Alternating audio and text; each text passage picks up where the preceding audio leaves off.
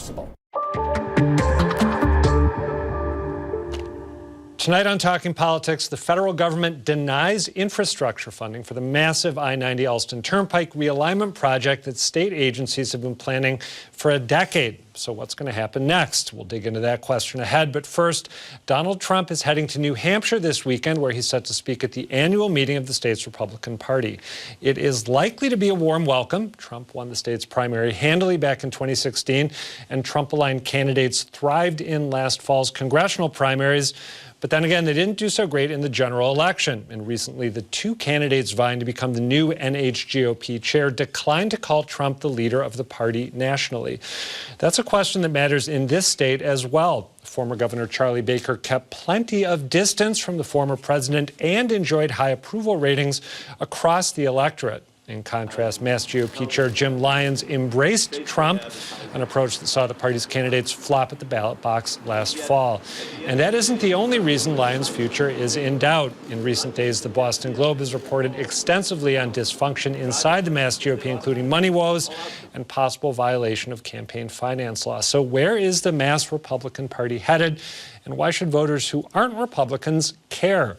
The Globe's Emma Platoff joins me now to discuss, along with Lizzy Guyton, former communications director for Governor Baker and now co-founder of South and Hill Strategies. She just wrote an op-ed for the Globe titled "Mass GOP is long overdue for a course correction," or co-wrote, I should say. Lizzy Guyton, Emma Platoff, thank you for being here.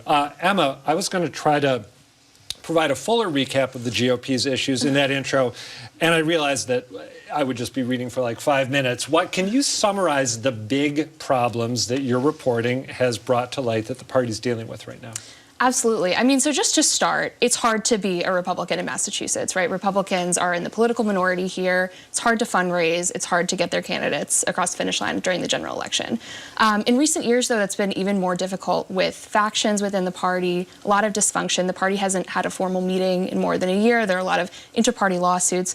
The latest revelations, though, have to do with legal and financial challenges. So the Globe reported, based on documents we obtained, including correspondence and invoices, that the party, as of the end of 2022, owed more than $100,000 in unpaid bills to various campaign vendors, including for opposition research into Maura Healey. We reported recently that Chairman Jim Lyons spent $1,800 conducting opposition research on members of his own party, two fellow Republicans. But perhaps the biggest challenge ahead for Lyons is allegations that he may have violated campaign finance law. There's correspondence showing that Lyons appears to have communicated directly with Tony Nader, the head of an outside super PAC, in coordinating messaging and opposition research in last fall's gubernatorial race. So the law is pretty clear on that. You know, there's no direct or indirect coordination with outside super PACs. There have been no charges. Campaign finance regulators have not even confirmed that there's an investigation, just as is their policy. But folks who understand this law tell me it's not a good position for him to be in. Lizzy Guyton, you are an alum of Republican politics in Massachusetts and elsewhere. You worked for Governor Baker, worked for Scott Brown, worked for Kelly Ayotte in New Hampshire. What's it like to watch what Emma just described unfolding in your home state, both professionally but also personally? Well, you know, to see the infighting within the party, and especially to see Chairman Lyons, you know, make such an effort to put more emphasis on tearing down the sitting very popular Governor Baker versus building the party versus recruiting candidates that can actually win and harnessing a message that we can get more voters behind. As Emma pointed out, 10% of voters are registered Republicans in Massachusetts, 60% unenrolled. Those numbers are climbing. If you want to win in Massachusetts as a Republican, you have to build coalitions with Democrats, Republicans, and unenrolled.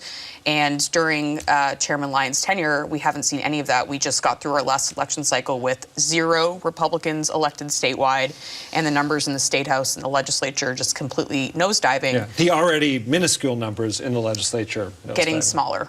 Yes. I want to ask you in just a moment for your sort of prescription for what the party should do moving forward. But when you were working in the Baker administration, you talked about Chairman Lyons tearing down Baker, sniping at him from the outside.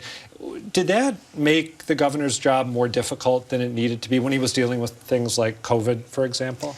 I think it's mostly a distraction for voters. I mean, voters would like to hear what elected officials are going to do about the issues that they care about in this last election. That was the economy, it was inflation, it was taxes, and all the infighting is a complete distraction. It's not giving any vision to what a Republican candidate would do if elected to office. And if you want the privilege to govern, you have to win first, and we weren't able to get past those hurdles. So there's an election coming up in, what is it, Tuesday? That it's Tuesday night, going to be happening? yeah. And are you going to be there? Planning to be there proceedings? in Marlboro for as long as it takes. Yes. Impressive dedication. Who is vying right now to become the party's next leader? Who are the contenders? There are 5 candidates in total, but the 2 I'm watching most closely are Jim Lyons. He's running for re-election, facing all those challenges that we've already described, and Amy Carnevale, who is a Republican state committee woman, represents Marblehead. She worked on the Hill, worked in the White House, has been a Trump delegate, and she's sort of pitching herself as the anti-Jim Lyons candidate. She says it's time to professionalize the party, to open a big tent and try and elect more Republican candidates of all stripes. I remember talking with her back when it looked like, before we knew that Governor Baker was not going to seek a 3rd term, when it looked like he might be running in a primary against Jeff Deal. And she struck an interesting balance, Amy Carnevale, because on the one hand, she was an early Trump supporter, but she was also someone who didn't think that it made sense to primary Charlie Baker, that it was not a recipe for success. Is that a pitch she's going to be making, or has been making, to the people who are going to decide if she's the next leader of the party, that you can sort of both be amenable to Trump and what he represented, but also a little more pragmatic when it comes to operating here in Massachusetts? Absolutely. I think that's exactly her pitch. She's sort of tried to straddle these 2 factions within the party, the more conservative wing who's supportive of Jim Lyons, a more pragmatic Republican moderate wing that said, you know, this is Massachusetts. We need to strike more of a centrist tone or we're not going to get elected. And she said, it's time to open the party up. You know, there shouldn't be litmus tests. We should be elect anyone with an R next to their name who's a viable candidate she wants to support. I want to roll in just really quickly for us and for viewers a letter that Howie Carr, the conservative talk show host who's taken a very active, almost kind of a king-making role in these internecine fights in the party, that he tweeted out yesterday from Chris Egan, who's a very wealthy Republican donor here in Massachusetts. Essentially, Chris Egan in this letter said that if Republican committee members vote out Lyons, that he'll help the party clean up its financial mess. He said in the letter, I'm a strong conservative and believe the Mass GOP should present a countervision to the Massachusetts National Democratic Party. So my commitment to you is this: should you vote to change the management of the Mass GOP, professionalize its operations, and change the strategy, the party strategy, I'll leverage my energies and professional network to help bail the Mass GOP and its, well, I see it's been cut off because I was talking too long. Anyway, he's saying, I'm going to help you clean this up, and I've got the financial resources to do it. Lizzy, I'm curious about a point involving political identity that Chris Egan mentioned in that letter. He starts off with that offer saying, I'm a strong conservative. Chris Doty, who ran for governor and lost to Jeff Deal in the Republican primary, he sort of went back and forth between casting himself as a conservative and a more moderate Republican. What do you think the right identity is for politicians who are running as Republicans in Massachusetts to embrace moving forward? Is it being a moderate, which is a phrase that I in my head attached to Governor Baker, or is it saying, no, we're a conservative and here's our conservative vision? I would like to see the Republican Party get a little bit away from these identity politics. I think it's been part of the problem. I mean, if you look at the way not only Governor Baker governed, but also other former GOP governors, Mitt Romney, Governor Weld, you'll notice that they chose the issues that people are talking about and that they care about. They're picking issues like housing, like taxes.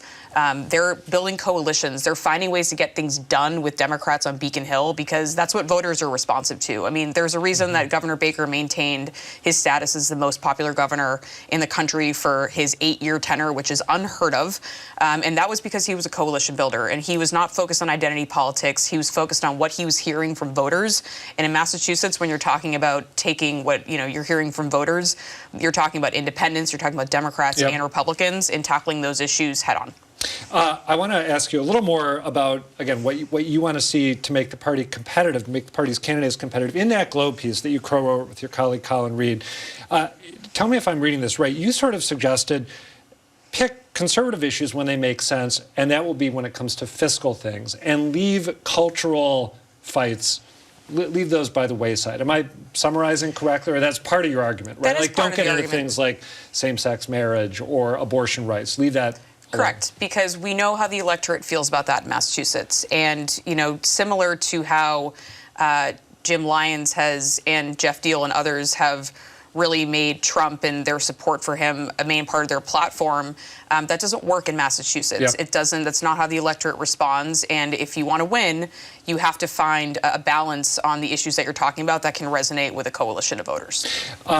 Emma, now that the party is shut out of statewide offices, that its numbers have dwindled on Beacon Hill, as Lizzy mentioned, do you think, and I'm putting you in a slightly awkward spot because we're all sitting together, do you think her prescription for what the party could do to be successful moving forward, do you think it resonates, would help them electorally? I think history sort of answers that question for us, right? We know that the Republicans who have run for governor acting like Charlie Baker, talking about the economy, sort of staying away from these hot button red meat cultural issues, staying away from Donald Trump, have been successful.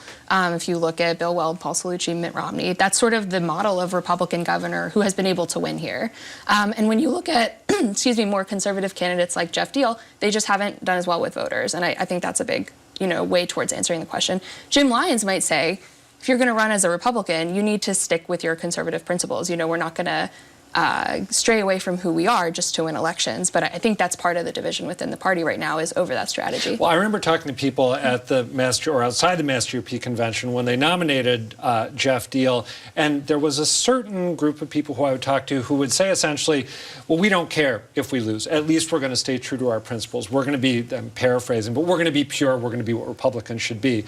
But again, they seem to not really be worried about electoral success. Lizzy, I want to ask you a broader philosophical question. If you want to weigh in here, too, I'd be interested in your take, Emma. But we saw, in a dynamic that struck me as very unusual in the last governor's election, we saw Maura Healey, the Democratic nominee, a one-time progressive darling, cast herself essentially as the spiritual heir to Charlie Baker and what I think of as Bakerism, while we saw the Republican candidate, Jeff Deal, distance himself from Baker, who, as you mentioned, was super popular. If Governor Healey follows through on that, if she does, in fact, make Baker her lodestar as she governs, why does the electorate as a whole need a GOP renaissance? If you're a Democratic voter, maybe a middle-of-the-road or conservative-leaning independent, if Maura Healey's governing like Charlie Baker, do you even care what's happening with the party? It's a great question, but you need a check and balance on Beacon Hill. And right now we have an entirely Democratic leadership team. We have an entirely Democratic legislature. And the expectations for what needs to get done with the Healey administration and other elected officials like Mayor Wu and the legislature remains to be seen of what those victories are going to be. I think there's actually a great opportunity for the Mass GOP now to rise to the occasion and be that voice and that check and balance on Beacon Hill. We're going to need it. And if we can have new leadership in charge and new candidates that have a vision for the future, and they can be talking about some of these major issues that are going to be a challenge for Governor Healey, like housing, like taxes, like the business environment in Massachusetts, it's an opportunity for the party to fill that void. Oh, yeah, hop in. To Lizzy's point, I think it's easy for people to say Republicans are a minority here. They don't have a lot of power. No members of the congressional delegation, no members of statewide leadership, very few numbers in the state legislature.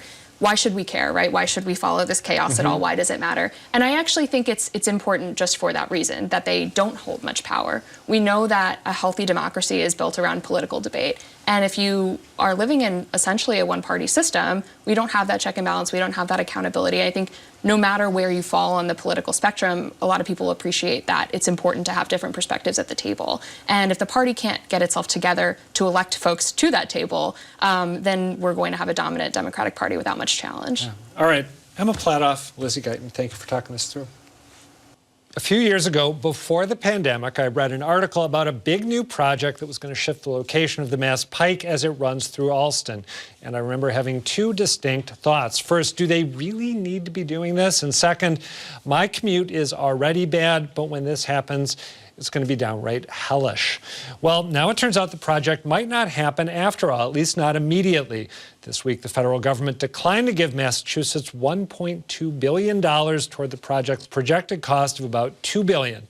That decision comes on the heels of the feds not funding another big local project, the replacement of the Sagamore and Bourne bridges that connect Cape Cod to the mainland. And despite my initial, admittedly self-absorbed reaction, it is a real setback when it comes to reinventing a core part of Boston. Joining me now to talk about why the feds balked, what the project would do for Allston and the greater Boston area, and what's going to happen next are Jim Lyons, a former Massachusetts Secretary of Transportation, and Tony D'Isidoro, president of the Allston Civic Association. Thank you both for being here. Tony, I just shared my selfish suburban commuter take on the project, at least the initial take I had.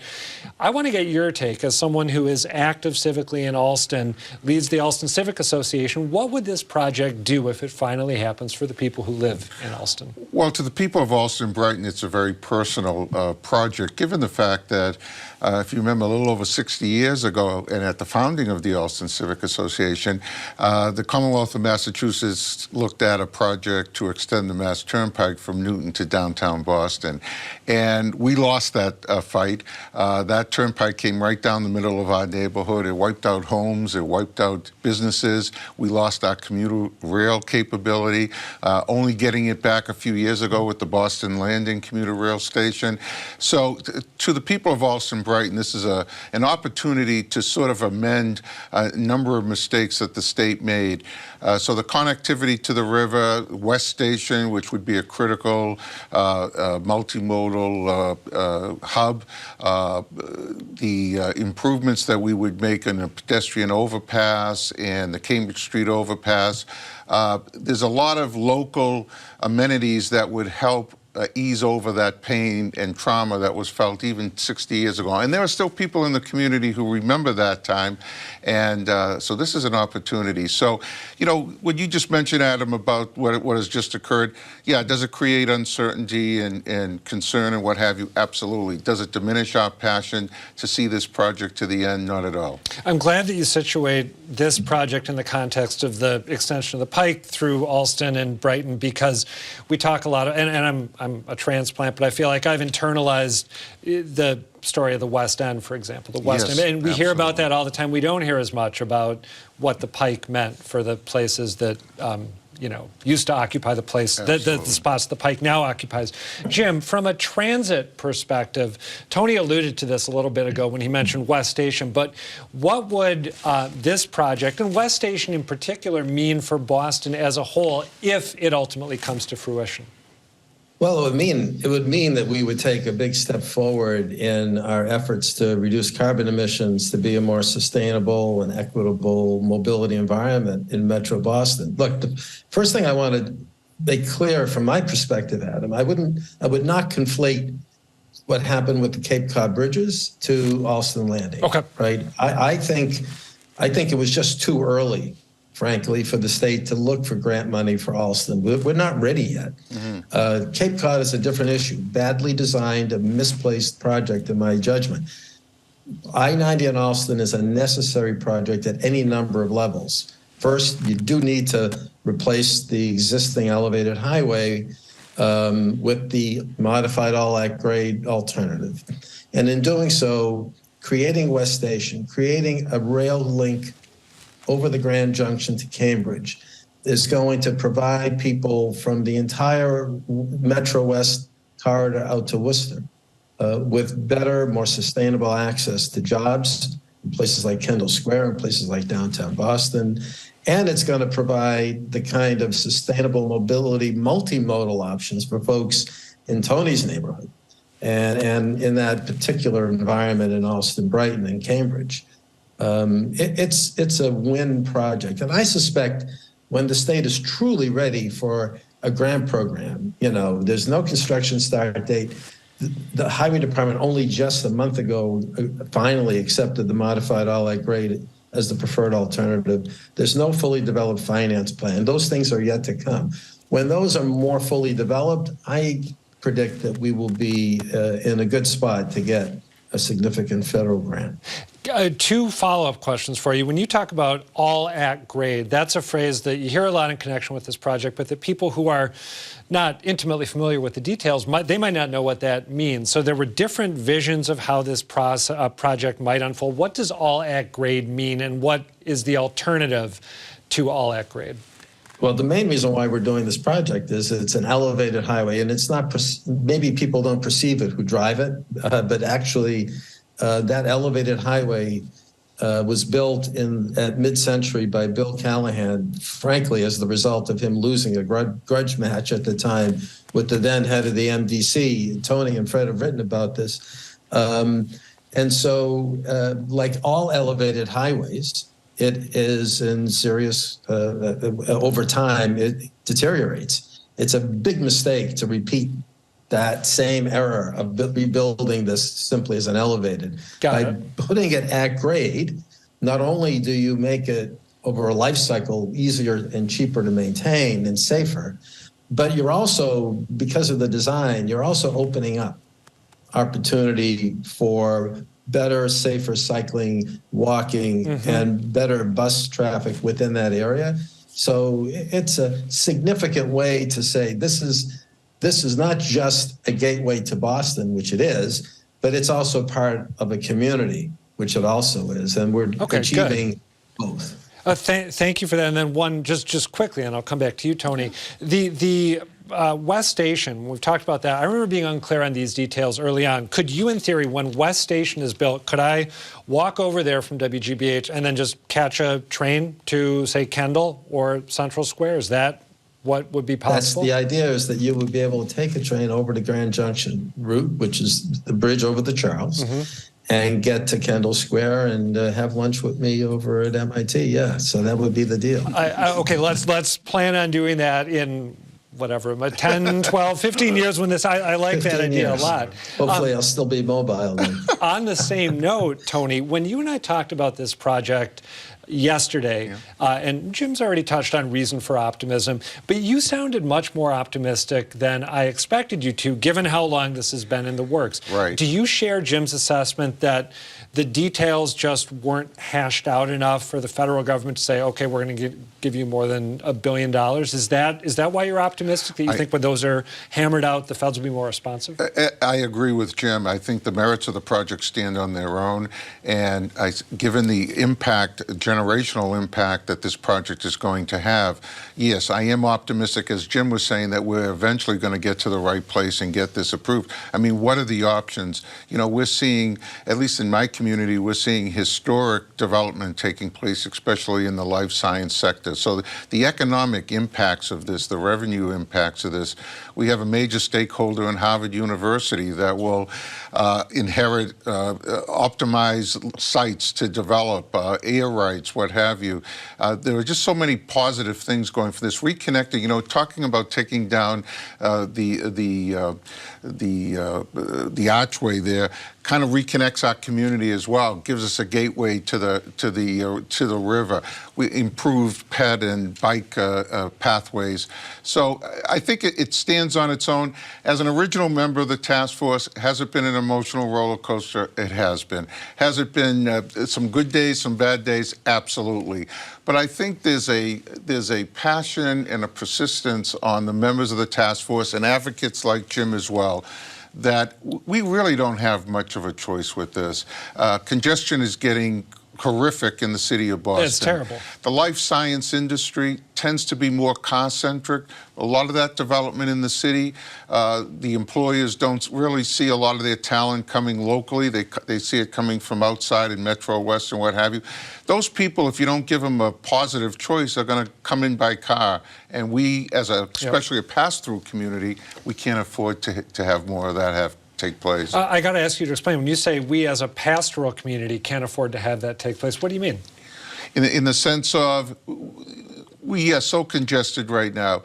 We are undergoing historic development in the city, which is good in one way.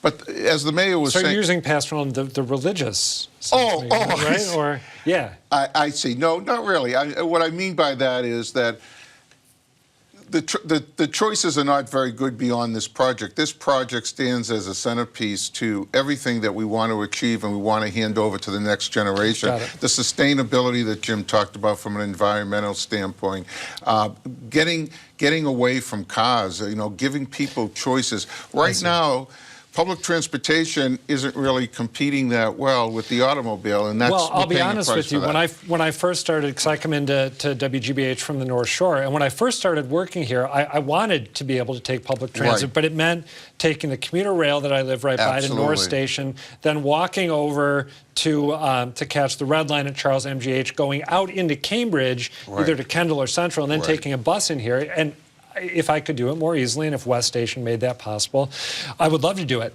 Yes. Let me end as a member of the media on a negative note, or at least throw in a negative note before we wrap up.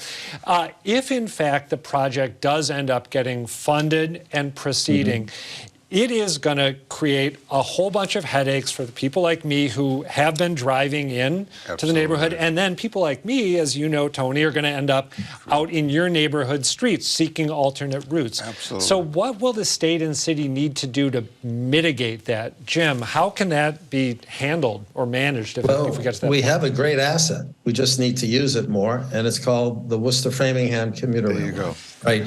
If we run that like regional rail, if we run that more frequently and begin to do that during the period of construction backup, what we need to do is give people from Metro West and the West a viable alternative way to get into town. We have those assets are already in place. What I'm hoping the new administration will be doing is not just looking at that as a mitigation effort and using funds for the project to support this. But in the long term, obviously, we need to electrify the system. We need to make it so that this is a more frequent and reliable service. And I think there's a commitment and a belief that that needs to be done. So that's already in place. And I'm pretty confident if those assets are properly used, you can have 10, 15, 20% mode shift to rail, and that will be very helpful Big in difference relieving maker. on the line. Tony, have we heard anything from Governor Healey? We've only got about 30 seconds left. Has she weighed in? Not really. And that's what we're dealing with. You know, we're on our third administration at the state level, our third administration at the city level. We have a major transition going on at our two institutional stakeholders, Harvard University, Boston University. Yeah. They have a new president, Harvard. We're waiting on BU. So, there's a lot of recalibration that's probably going to take place. But I think we're hopeful that Governor Healey, as the mayor has done consistently, support the all-at-grade and be very supportive of this project. It seems like it fits her overall worldview and priorities. Absolutely. So, all right, so we'll put it on the calendar like maybe 15 years from now. Tony, you can walk over and we'll head to West Station and meet Jim for lunch. Love Tony to see it. Desidero, Thank Jim you. Aloisi, thank you both. Thank you. That's Nice it to for tonight, but do come back next week. And please, as always, tell us what you think. The email is talkingpolitics@wgbh.org. The website is gbhnews.org/talkingpolitics. Or you can find me on Twitter. I am @ReillyAdam. For now, thank you for watching, and good night.